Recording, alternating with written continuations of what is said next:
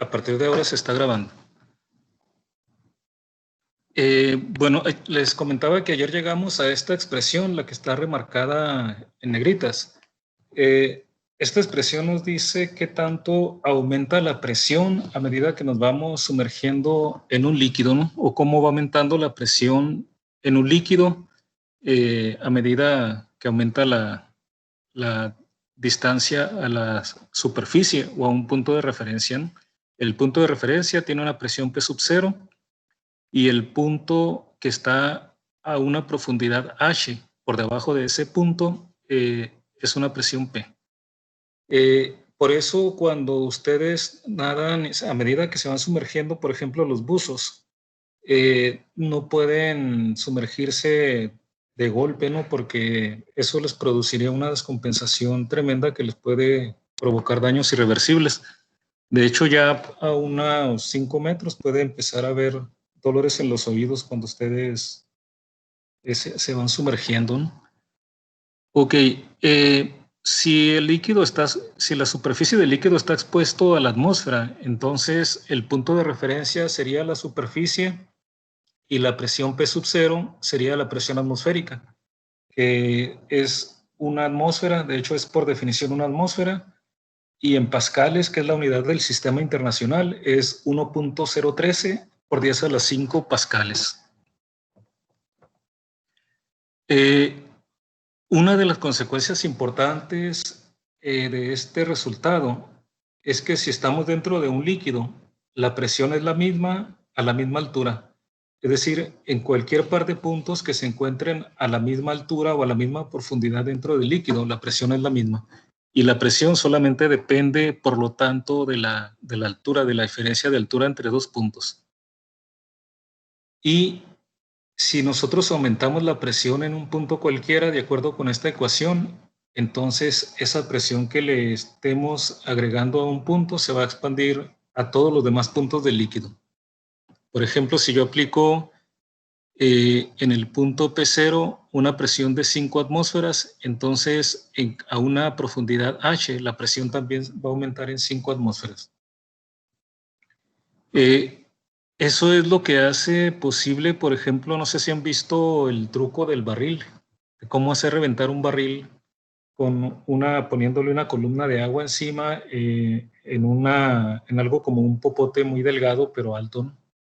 Porque no importa que el popote tenga una cantidad de agua pequeña. Si la altura es muy grande, entonces este factor ρh va a ser grande y entonces digamos que ustedes le están transfiriendo al interior del barril una presión generada por toda esa columna, ¿no? Entonces pueden hacer que el barril reviente.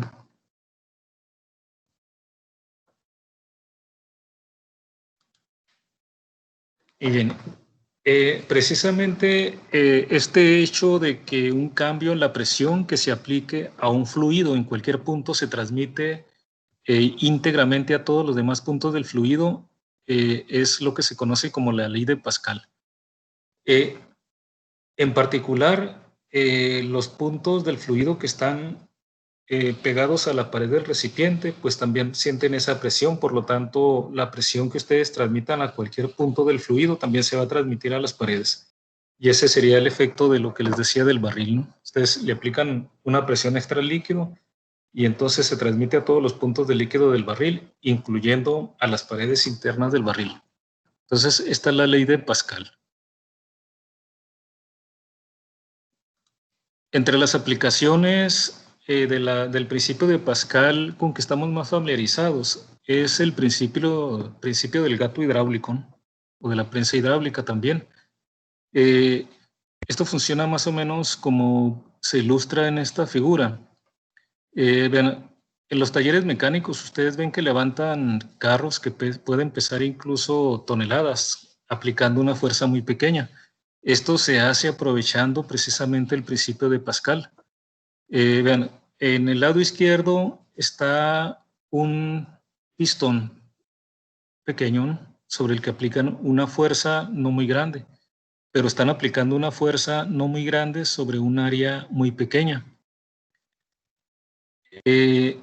Y aquí está contenido un líquido incompresible de manera que si ustedes aplican una presión en el lado izquierdo aplicando una fuerza F1 sobre un área 1, esa presión que ustedes apliquen aquí se va a transmitir en todos los puntos del líquido.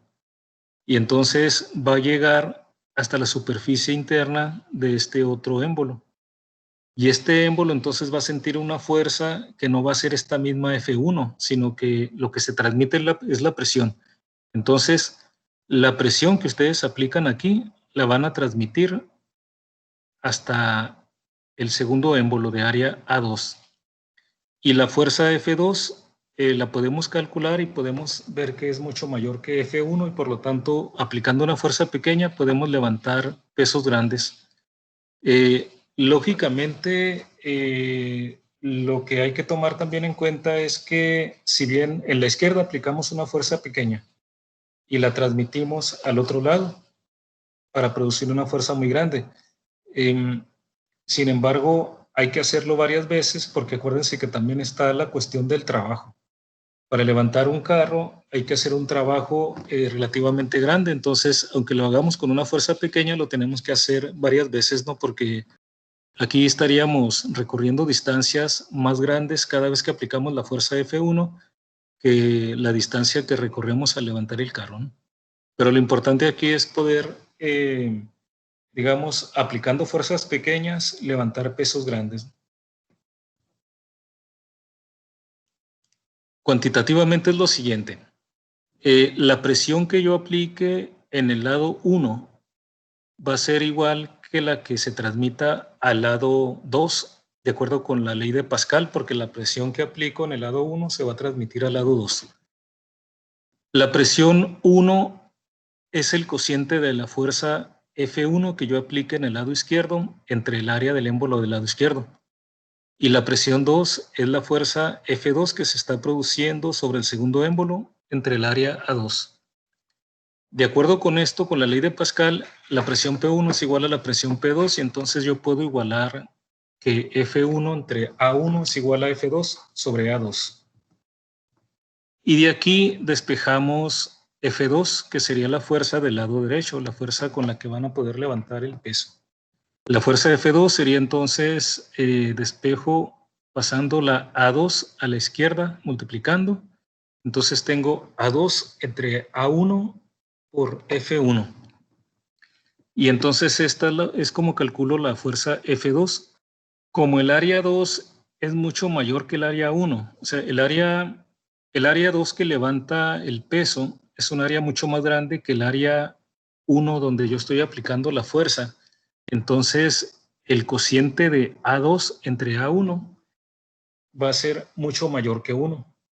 Cuando multiplico una cantidad por un factor mayor que 1 o mucho mayor que 1, entonces esto me da como resultado que la fuerza F2 va a ser F1 multiplicado por una cantidad mucho mayor que 1. Significa que F2 va a ser una fuerza mucho mayor que F1. Y de aquí podemos ver cuantitativamente que entonces la fuerza de F2 que tengo disponible para levantar el peso en la derecha es mucho mayor que la fuerza que yo necesito aplicar en la izquierda. Bueno, y esto es gracias al principio de Pascal. Esta ecuación es en general F2 es igual a 2 sobre A1 por F1. ¿Qué tanto más grande es la fuerza de F2 que la de fuerza de F1? Pues depende qué tanto más grande va a ser el área A2 que el área A1. Si el área A2 es mucho más grande que el área 1, entonces la fuerza 2 va a ser mucho mayor que la fuerza F1. Noten que en el caso particular de que las áreas fueran iguales, ¿qué pasaría? Si las áreas son iguales, entonces las fuerzas son iguales porque el cociente de A2 entre A1 sería 1.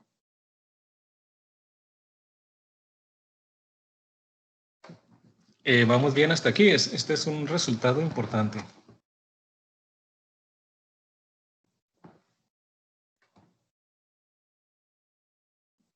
Sí. Muy bien, entonces vamos a ver una pregunta rápida. Tenemos en un vaso de agua, un vaso lleno de agua. El agua se derrama y el vaso se llena con alcohol etílico. Entonces la pregunta es, ¿cuál es la presión en el fondo del vaso? Inciso A, menor que la presión original. Inciso B, igual que la presión original. Inciso C, mayor que la presión original. Inciso D, no se puede determinar. Es decir, teníamos un vaso originalmente lleno de agua y la presión en el fondo era P.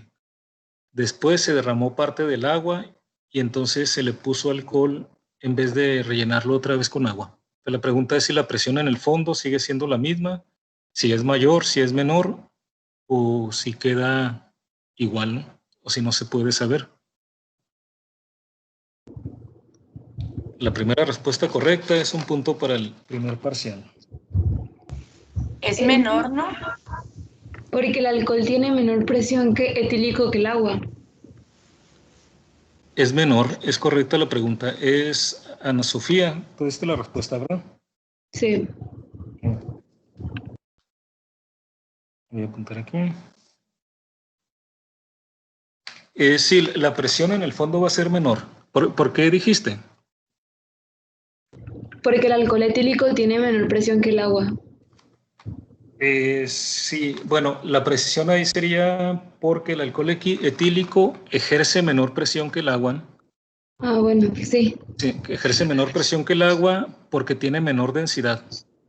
La presión es proporcional a la densidad por la gravedad por la altura. Entonces, si sustituimos una parte de la altura que antes era agua con alcohol, ahora esa ρ que aparece en la ecuación de ρGH va a ser menor porque el agua es 1000, para el agua es 1000 kilogramos sobre metro cúbico y para el alcohol 806 kilogramos sobre metro cúbico. Entonces, la presión en el fondo del vaso va a ser menor después de que se sustituye la parte del agua que se derramó con alcohol. ¿Alguno le queda alguna duda o sí queda claro por qué?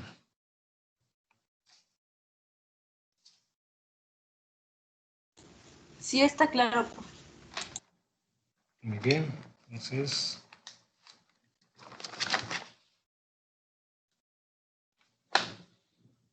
Aquí hay otro problema. En un elevador de automóviles, en una estación de servicio, el aire comprimido ejerce una fuerza sobre un pequeño pistón que tiene una sección transversal de 5 centímetros. Esta presión se transmite mediante un líquido a un pistón que tiene un radio de 15 centímetros. La pregunta es, ¿qué fuerza debe ejercer el aire comprimido para elevar un automóvil que pesa 13.300 newton? Recuerden que es importante tener siempre el lápiz o pluma y papel, ¿no? Para que traten de hacer los cálculos y tomar las notas. A ver, tenemos un minuto para calcularlo. Sí, es un problema de la ley de Pascal, ¿no? Un problema de la pereencia hidráulica. Nada más que aquí vamos a utilizar la ecuación que ya tenemos con estos datos del problema. Utilizaríamos estos resultados.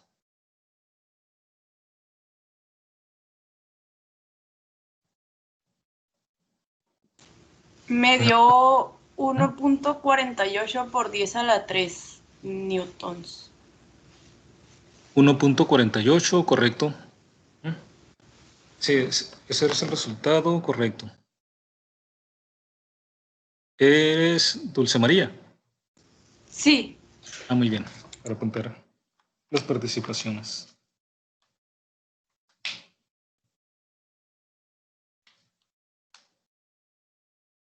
Sí, ese es el resultado correcto, el que está dando Dulce María. Aquí pueden ver, ¿no?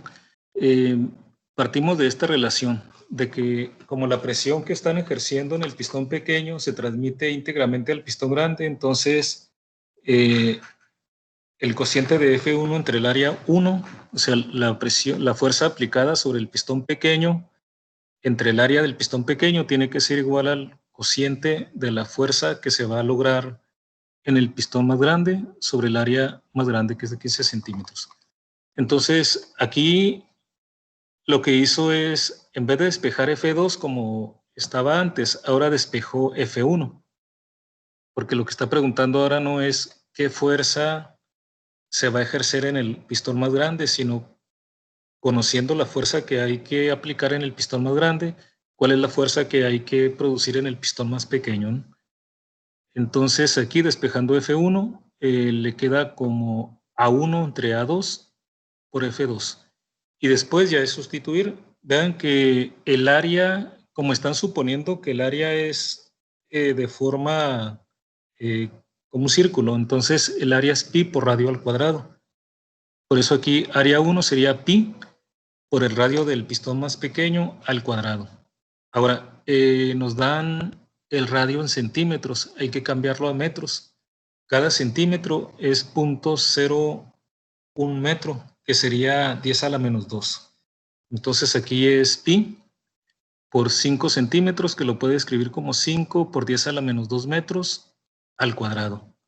Ese es para el pistón pequeño, y el área 2 del pistón grande es pi por 15 centímetros al cuadrado, pero 15 centímetros lo podemos escribir como 15 por 10 a la menos 2 metros, y está elevado al cuadrado. Y eso está multiplicado por la fuerza F2, que es la que necesito para elevar el automóvil. 1.33 por 10 a la 4 newton.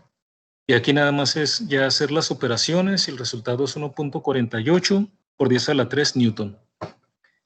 Siempre conviene que ustedes vayan reproduciendo los cálculos para que no les queden dudas.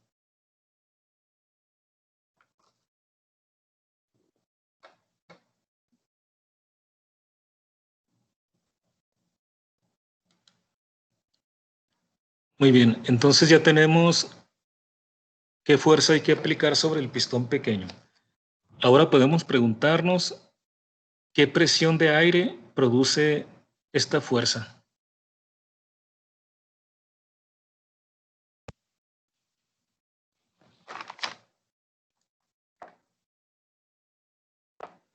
Bueno, como ya tenemos la fuerza y conocemos el pistón, entonces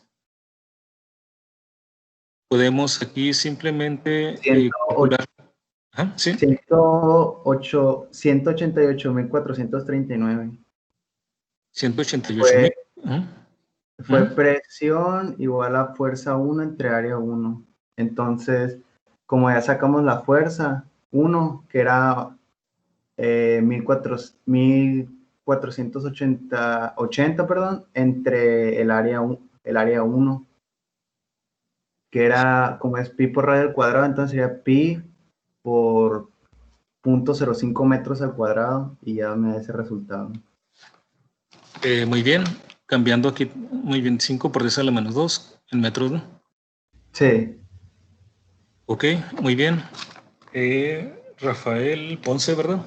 Sí. Ok, Enrique Ponce. Muy bien, Rafael. Pues, ¿hay alguna duda para los demás?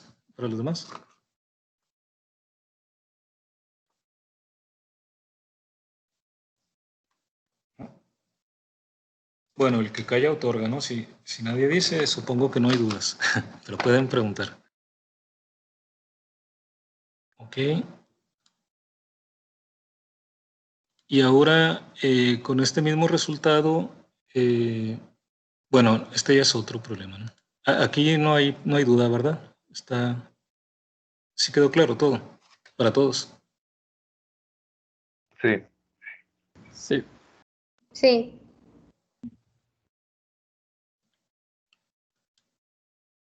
Muy bien, regresando a la ecuación, la presión igual a la presión sub cero más rho GH. Una columna de líquido ejerce una presión igual al producto de la densidad del líquido por la gravedad por la altura. Entonces, por ejemplo, volviendo al problema de cuando se sumergen a bucear, calculen, hagan un estimado de la fuerza que se ejerce sobre el tímpano debido al agua cuando están nadando en el fondo de una alberca de 5 metros de profundidad. Aquí, bueno, para calcular la fuerza hay que conocer la presión y hay que conocer el área. La presión la podemos conocer con esta ecuación. La presión es la densidad por la gravedad por la altura para el agua es 1000 kilogramos sobre metro al cubo. La gravedad la tomamos como 9.80 metros sobre segundo al cuadrado y la altura como 5 metros. Ahora, el tímpano se estima que tiene un área aproximada, que es la que vamos a tomar aquí.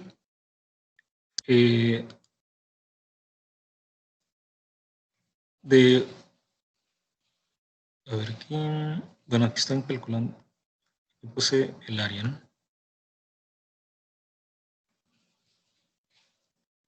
¿Sí ven la presentación? Sí, profe. Ah, ok, es que Sí. aquí como que se me fue un poco, pero ya estoy viendo otra vez. Bueno, entonces les comentaba que... Ah, sí, preguntaron algo.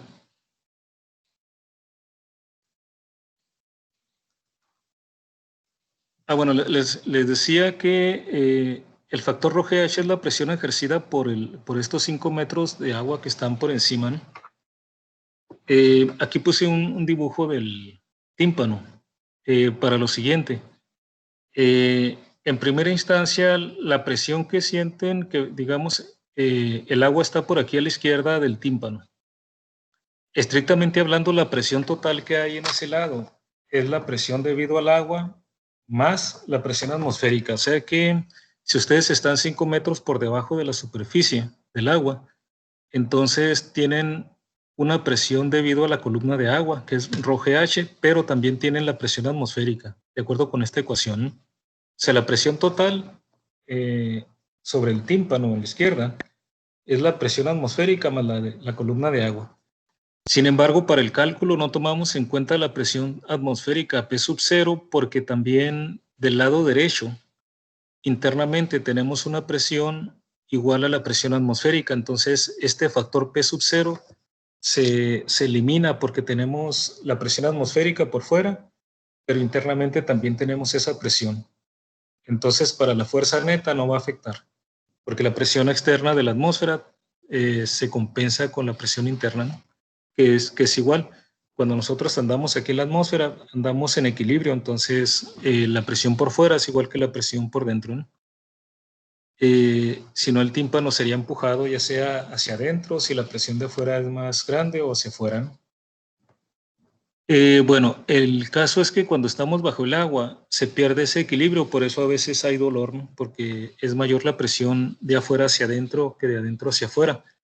Pero para fines del cálculo aquí de la fuerza que siente el tímpano, solamente tenemos que tomar en cuenta rho GH porque se anula la fuerza atmosférica, de la presión atmosférica con la presión interna. Y entonces, para calcular primero la fuerza, hay que calcular la presión debido a la columna de agua. Entonces, multiplicamos el producto de rho, que serían 1000 kilogramos sobre metro al cubo. Aquí está escrito como 1 por 10 a la 3. 1 por 10 a la 3 son 1000. Entonces, esta es la densidad del agua. 1.0 por 10 a la 3 kilogramos sobre metro al cubo. Por la gravedad, 9.80 metros sobre segundo al cuadrado. Por la columna de agua, 5 metros. Y entonces, tenemos 4.9 por 10 a la 4 pascales. Esta presión ejercida por el agua hay que multiplicarla por el área del tímpano para poder conocer la fuerza sobre el tímpano. Y aquí estoy escribiendo la presión por lo que se estima del área del tímpano.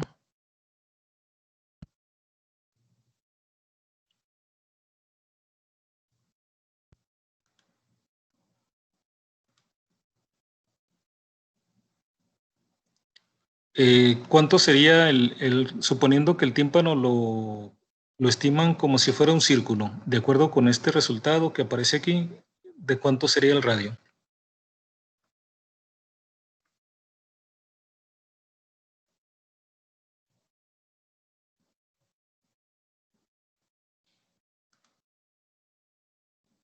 Vean, aquí el área que es la fuerza es presión por área. la presión es 4.9 por 10 a la 4 pascales y luego el área es 1 por 10 a la menos 4 metros.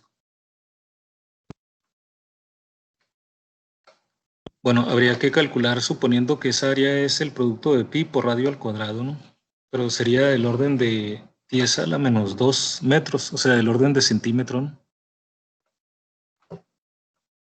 Las dimensiones del tímpano.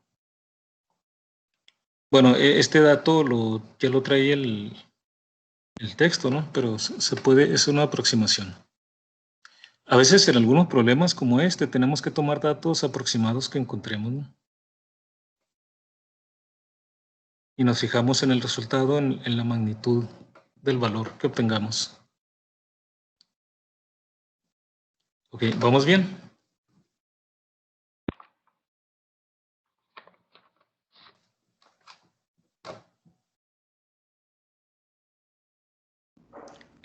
Maestro, ¿por qué dijo Sí. que no se tomaba el P0? El P sub 0, sí. Ajá. Realmente les decía que cuando estamos 5 metros por debajo de la superficie del agua, en realidad sentimos tanto la presión de la columna de agua, que sería este factor que está aquí encerrado, rho GH, más la presión atmosférica, que sería P sub 0. O sea, realmente sentimos el total de la presión que siente el tímpano por fuera es P0 más rho GH. Sin embargo, para calcular la fuerza que siente el tímpano, tenemos que tomar en cuenta la presión neta total, porque la presión atmosférica, el P sub 0 no lo tomamos en cuenta porque esa presión la sentimos de afuera hacia adentro, pero nuestro cuerpo internamente también tiene una presión. Entonces, la presión que tenemos por dentro, que empuja el tímpano de adentro hacia afuera, es igual que la presión atmosférica. Entonces, la presión atmosférica que sentimos por fuera se equilibra con la presión atmosférica que sentimos de adentro hacia afuera, ¿no?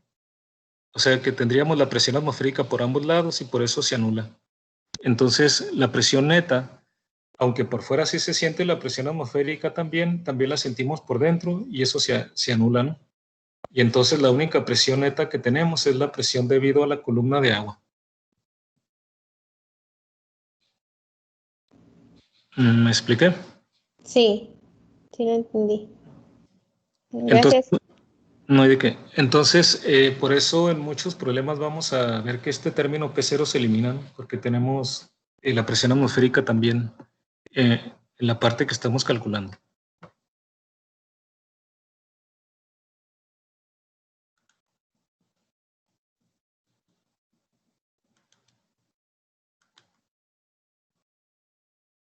Muy bien. Aquí está otro problema. Vamos a suponer que tenemos agua que llega hasta una altura H mayúscula detrás de un dique de ancho W. El problema aquí es calcular la fuerza resultante que ejerce el agua sobre el dique.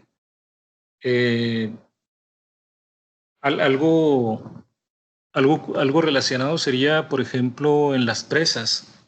Está está el contenedor del agua y entonces por dentro está el agua de la presa que está ejerciendo una fuerza sobre esas paredes. Y entonces, como hay una presión del agua que está dentro de la presa, hay una fuerza sobre las paredes, ¿no? Aquí está un dibujo. Entonces, aquí serían las paredes que están conteniendo el agua. Y aquí en azul está el agua, ¿no? Hasta una altura H mayúscula. Entonces esta agua está ejerciendo una presión sobre el dique y está empujándolo. Noten aquí algo interesante, no sé si alguien me quiera comentar por qué cree que en la parte de abajo se va haciendo más ancho. Se fijan, en la parte de arriba es más delgado y en la parte de abajo es más ancho. Eso lo pueden ver mucho en las presas también, ¿no?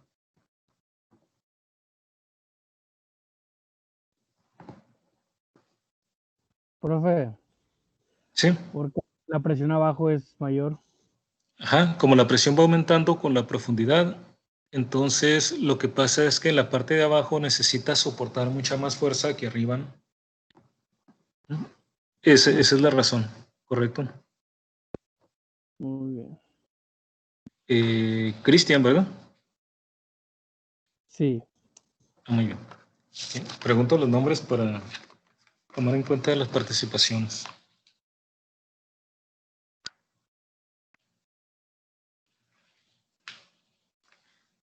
Ok, bueno, entonces, a ver, nos tomamos un minuto para tratar de calcular la fuerza que ejerce el agua sobre el dique, o sea, sobre la pared, ¿no?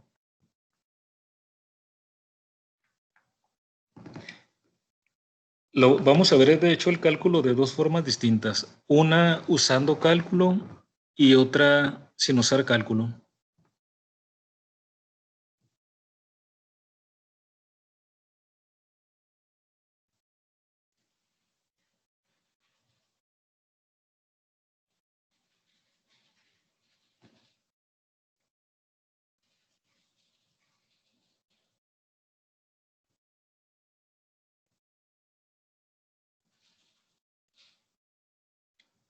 Bueno, una pista aquí es precisamente lo que se muestra aquí en el dibujo, ¿no? La presión es diferente a diferentes profundidades. Entonces, no podemos simplemente multiplicar presión por área porque no hay un solo valor de la presión. Tenemos un valor de la presión diferente para cada profundidad. Pero lo que sí podemos hacer es suponer que a cierta profundidad dada por esta H minúscula, ubicamos una franja infinitesimalmente delgada, de manera que sea una franja de espesor de Y. ¿Se restarían esas alturas? Sí, para el cálculo se tendría que restar estas alturas, ¿no? Pero sí, la idea sería esto, ¿no? De que tomamos una franja a cierta profundidad de espesor de H, perdón, de Y. La Y va a ser la coordenada vertical en este sistema de referencia que estamos tomando, poniendo el origen aquí en el fondo, ¿no? Ahora, ¿por qué un diferencial de Y? Porque si esto es un espesor diferencial, es tan delgado que prácticamente podemos considerar que la presión es constante en toda la franja, ¿no? O sea, es demasiado delgada de manera que no alcanza a variar la presión. Es un espesor diferencial. Y entonces, si multiplicamos este diferencial de Y por el ancho, ¿qué tendríamos? O sea, de Y por W sería el área de esta franja roja, ¿no? Y entonces si multiplicamos, ahí sí podemos multiplicar esa área de W de Y, que sería el área de la franja roja, la podemos multiplicar por la presión a esta altura. La podemos considerar que esta es una altura constante porque este es un diferencial, no varía apreciablemente. Entonces tendríamos un diferencial de presión que sería digamos, no diferencial de presión, una presión fija a esta altura a la que está la franja, multiplicada por el área de la franja roja, que sería un diferencial de área del área total, ¿no? Entonces, multiplicando la presión a esta altura por el área de esta franja, tendríamos la fuerza que el agua ejerce solamente sobre esta franja roja. Pero luego podemos hacer la operación de sumar franjas rojas a lo largo de toda la pared, que sería el proceso de integración. O sea, ahí es donde entra el cálculo, porque ahí tendríamos, como es un diferencial de área, porque estamos tomando un diferencial de altura, entonces realmente tendríamos un diferencial de fuerza, ¿no? Si queremos la fuerza total, tendríamos que integrar la fuerza sobre estas franjas, sumando las franjas desde aquí, desde cero, hasta la superficie. Entonces, por ahí iría la solución, ¿no? Pero lo primero que tenemos que hacer es lo que dijo su compañero, que hay que tomar en cuenta aquí una diferencia de alturas para ubicar esta franja roja. Esta franja roja está ubicada a una coordenada Y. pero a nosotros no nos están dando ninguna coordenada Y, entonces tenemos que escribirla en términos de los valores que nos dan. Por ejemplo, si quiero la presión a una profundidad H, la presión a una profundidad H es el producto de ρ G por H minúscula, ¿no? Eso me da la presión por debajo de la superficie del agua. Es la presión debido únicamente a la columna de agua. Acuérdense que aparte está la presión atmosférica.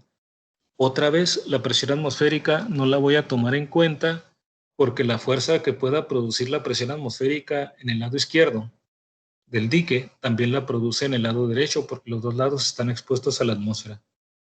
Entonces, en este problema, por eso tampoco tomamos en cuenta la presión atmosférica, solamente la fuerza debido a la presión del agua.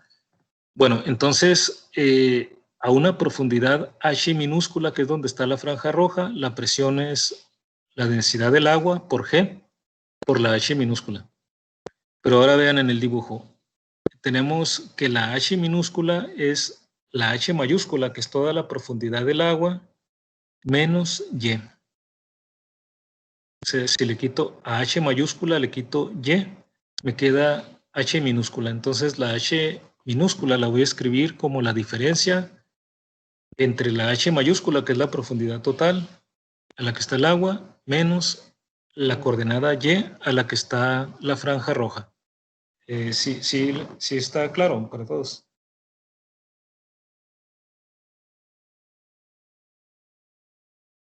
Vean la figura para que se convenzan que puedo escribir la H minúscula como H mayúscula menos Y. Ok, eso sí está claro. Muy bien. Y eso sería la altura de la franja roja, ¿no? Y también que aquí no vamos a tomar en cuenta la presión atmosférica porque también está en ambos lados, ¿no? Si lo tomamos en cuenta, se anularía con lo del lado derecho.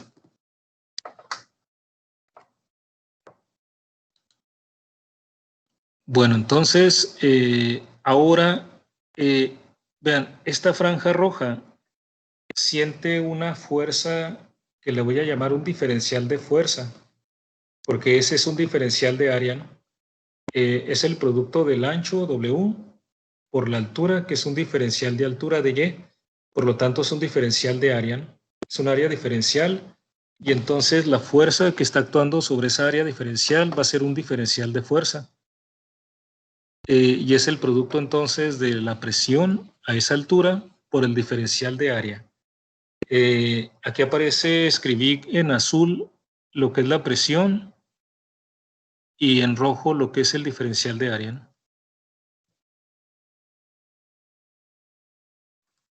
Y ahora, si quiero la fuerza total sobre el dique, sobre esta pared, tendría que integrar, de manera que no solamente tomar este diferencial de fuerza sobre esta franja roja, sino sumar franjas rojas sobre toda la pared, que sería el proceso de integración, ¿no? Se estaría sumando el producto de la presión por el diferencial de área desde cero, desde el fondo hasta la superficie, para sumar todas las franjas rojas de manera que tomar en cuenta toda la pared. Ese es el proceso del cálculo integral. Y ahora escribo la presión, como la teníamos antes, el producto de ρ G por la diferencia de H mayúscula menos Y, porque esa diferencia que está entre paréntesis es precisamente la H minúscula, que es la profundidad. Y entonces lo que está en azul es la presión a esa altura multiplicada por el diferencial de área. El diferencial de área es el ancho, que es W, por la altura, que es el diferencial de Y. Lo dejo aquí en rojo para que se distinga qué es cada parte del producto, ¿no? Y si quiero la fuerza total, tengo que integrar, tengo que considerar desde cero, el valor de Y desde cero hasta H mayúscula, que me llevaría hasta la superficie. Es decir, estaría integrando todos los diferenciales de Y, desde aquí abajo, desde Y igual a 0 hasta arriba, ¿no? Y entonces así es como sumar todos esos diferenciales de fuerza sobre toda la pared. Y entonces tendría la fuerza total. Vean que como aquí hay un signo menos, yo puedo multiplicar y me quedarían dos integrales. Una sería rho g h por w diferencial de y, y el otro sería rho g por y w diferencial de y, pero con signo menos. Entonces tengo un par de integrales que las puedo resolver por separado. La variable de integración es y. Entonces en la primera integral tengo rho g, h y w, son constantes, las puedo sacar completamente de la integral. Realmente sería la integral de diferencial de y. La integral de diferencial de y, ¿cuánto es?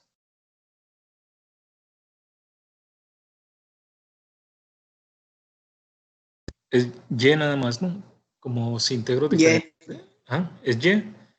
Y está evaluado de 0 a y.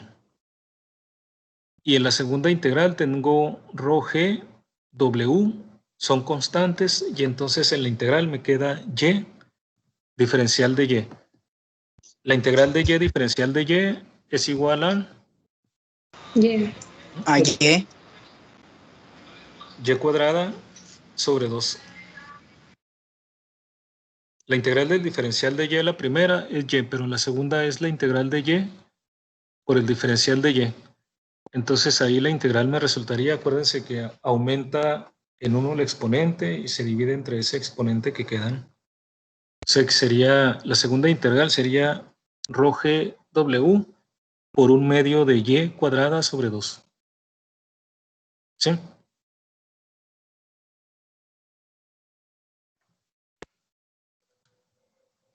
Aquí está, ¿no? O sea, la primera es rho g h w y y la tengo que evaluar en 0 y en h mayúscula, y la segunda es menos 1/2 de rho g w y cuadrada.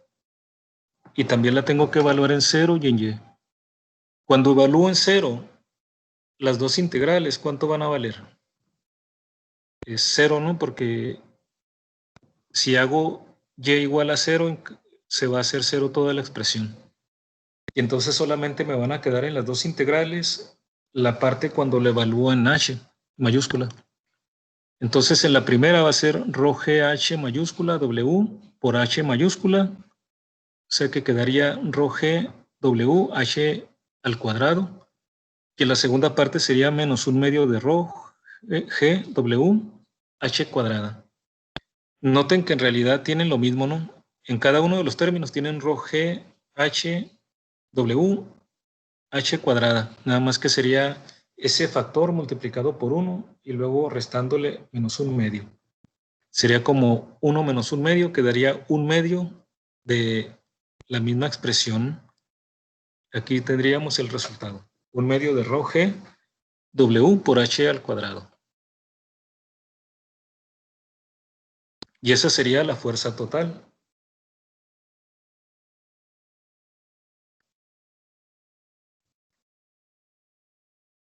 ¿Sí quedan claros los pasos? Siempre es conveniente que traten de reproducirlos, ¿no? Para que no queden dudas, o que quede más claro.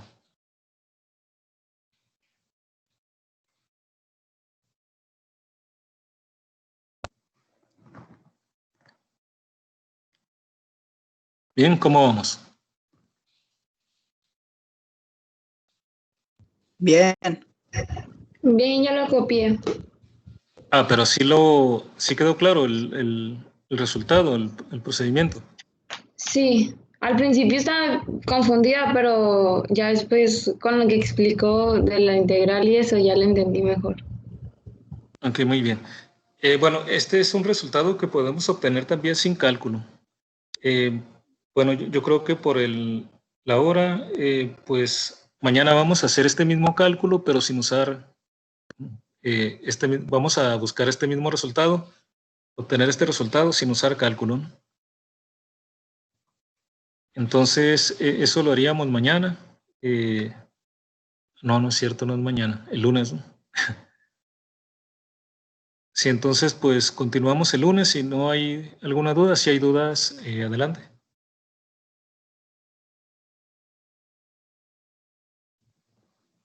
Bueno, entonces... Igual si hay una que otra duda. No, claro. Claro, pueden, acuérdense que hay un canal de dudas, ahí en cualquier momento pueden contactarse, ¿no? Maestro, es lo que le iba a preguntar, que iba a hacer asesorías o algo así. Ah, sí, no, tenemos que ponernos de acuerdo también con el mejor horario. Habíamos comentado que el viernes a la misma hora, ¿no? Sí. Ok, pues podemos dejarlo el viernes a la misma hora. Si tienen alguna duda, voy a estar ahí en línea. Ah, ok. Gracias, maestro. Muchas gracias, profe. No, no hay de qué. Bueno, entonces, pues